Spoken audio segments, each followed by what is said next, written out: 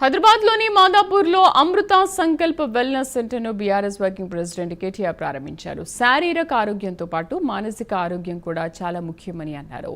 అమృత సంకల్పలో వ్యక్తిగత చికిత్సతో పాటు కార్పొరేట్ శ్రేణుల కోసం విద్యార్థుల కోసం ప్రత్యేక కార్యక్రమాలు రూపొందించబడ్డాయని డాక్టర్ సురేంద్ర తెలిపారు.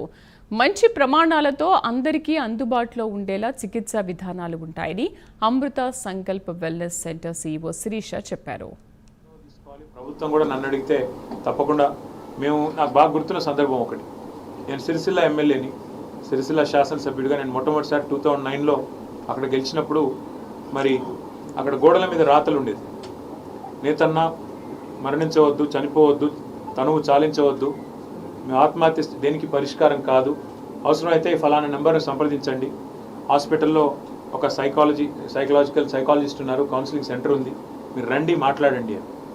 అంటే అవసరమైతే ప్రభుత్వం కూడా హెల్ప్ లైన్లు ప్రారంభించి అనానిమస్గా, ఎందుకంటే చాలామందికి తమ బాధ చెప్పుకోవడానికి కూడా కొంత మొహమాటం ఉంటుంది.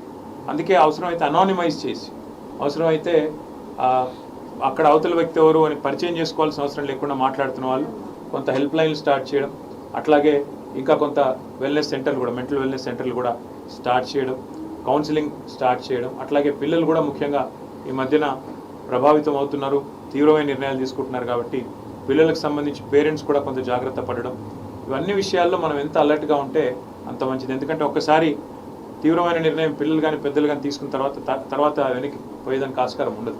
కాబట్టి ఇలాంటి క్లినిక్స్ రావాలి, సమాజంలో ఉన్న స్టిగ్మా కూడా పోవాలి.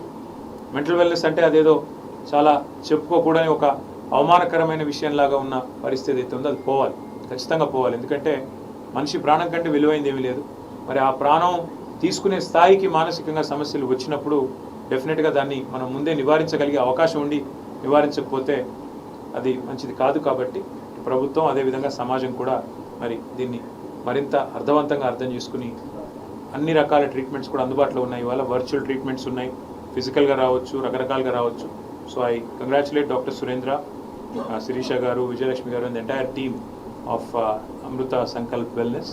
And I wish them all the best, and I hope that more and more awareness is brought about in the society with regards to the stigma that there is. And I do hope that more people will avail this service, avail these facilities. And I wish you all the best, and I wish your team all the very best. Thank you.